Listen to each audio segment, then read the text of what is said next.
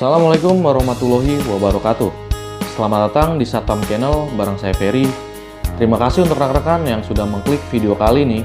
Dan yang baru bergabung, jangan lupa subscribe, like, share, dan komen jika rekan-rekan berkenan.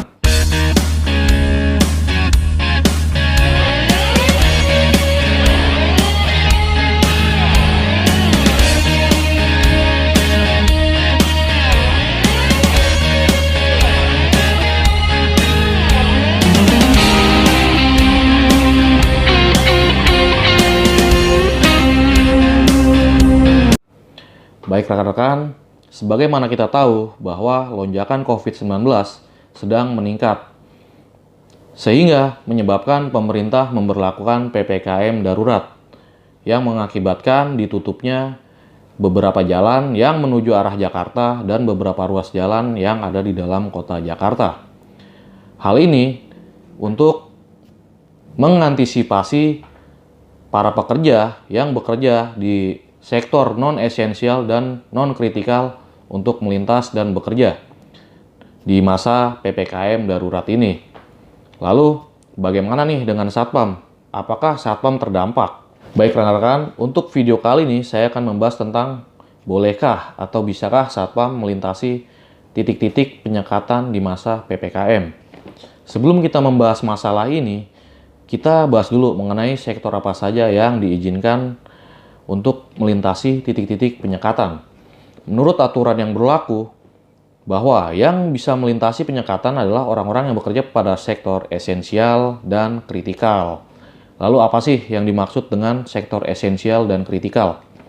Baik, yang pertama kita bahas dulu mengenai sektor esensial.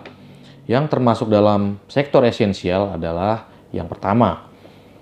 Yang pertama adalah keuangan dan perbankan. Hanya meliputi asuransi, bank, dana pensiun, dan lembaga pembiayaan yang berorientasi pada layanan customer. Maksimalnya 50% karyawan untuk layanan terkait masyarakat dan 25% untuk layanan administrasi. Yang kedua, pasar modal. Yang ketiga, teknologi informasi dan komunikasi meliputi operator seluler, data center, internet, pos, media terkait dengan penyebaran informasi kepada masyarakat. Yang keempat, perhotelan non-penanganan karantina. Untuk poin ke-2, 3, dan 4, jumlah karyawan yang boleh bekerja adalah maksimal 50%. Yang kelima, industri orientasi ekspor. Sesuai dengan aturan teknis yang berlaku, maksimal 50% untuk fasilitas produksi atau pabrik, dan maksimal 10% untuk pelayanan administrasi. Itulah tadi penjelasan mengenai sektor esensial dan jumlah karyawan yang boleh bekerja. Sekarang kita lanjutkan ke sektor kritikal. Menurut ketentuan WHO, sektor kritikal adalah yang pertama. Yang pertama, kesehatan.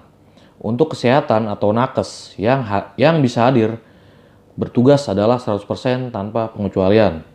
Yang kedua, keamanan dan ketertiban masyarakat. Yang ketiga, penanganan bencana. Yang keempat, energi.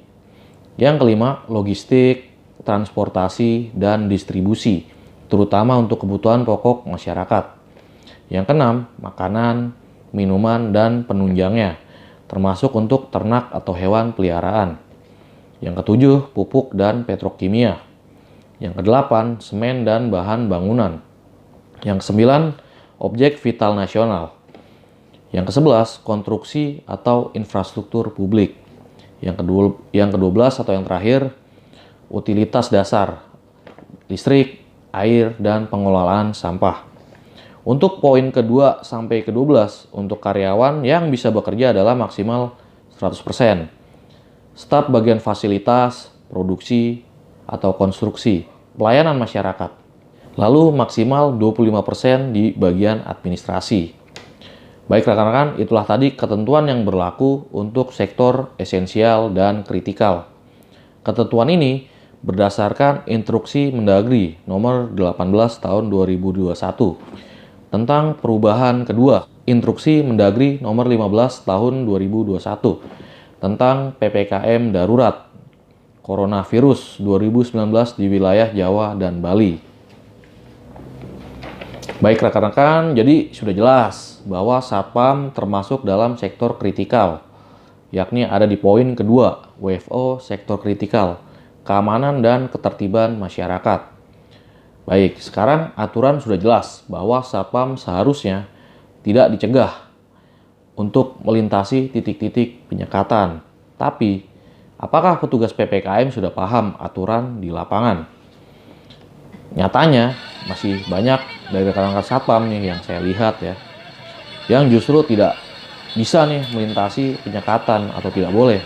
Padahal, Satpam tersebut membawa surat tugas dan berseragam lengkap. Saya pun mengalami sendiri, di mana pada saat itu saya tidak diizinkan melintas. Padahal sudah membawa surat tugas dan KTA dari BUJP tempat saya bernaung. Dengan alasan hanya nakes, TNI Polri dan Kementerian saja yang boleh melintas.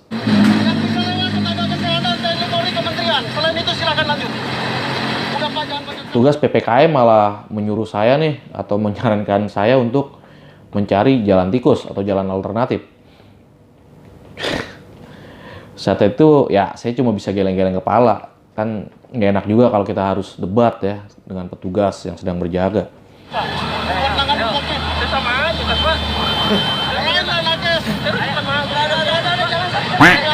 Ya akhirnya saya mencari jalan tikus untuk dapat mencapai tempat tugas.